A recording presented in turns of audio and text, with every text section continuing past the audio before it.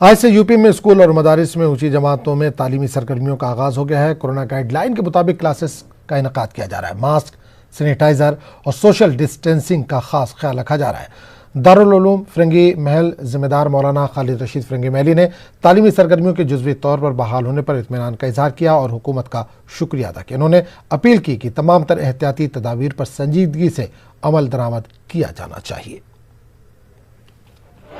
بڑی خوشی اور مسرت کی بات ہے کہ ایک لمبے عرصے کے بعد اس کووڈ-19 کے دور میں آج سے مدرسے ماشاءاللہ باقاعدہ کھل گئے ہیں، اور اپنے یہاں بھی دارالعلوم فرنگی محل میں بھی اور تمام مدارس میں جو بھی کووڈ-19 کا پروٹوکول ہے، جو گورنمنٹ کی گائیڈ لائن ہے، وہ پوری طریقے سے فالو کی جا رہی ہے، اور بچے ماسک لگا کر ہی اب کلاسز میں آ رہے ہیں، بیٹھ رہے ہیں۔ سوشل ڈسٹینسنگ کا بھی پورا خیال رکھا جا رہا ہے، سینیٹائزیشن بھی کیا گیا ہے، اور حالانکہ ابھی ظاہر کی بات ہے بچے کم آئے ہیں، لیکن جیسے جیسے حالات بہتر ہوں گے ویسے ویسے انشاءاللہ بچوں کی تعداد میں اضافہ ہوگا۔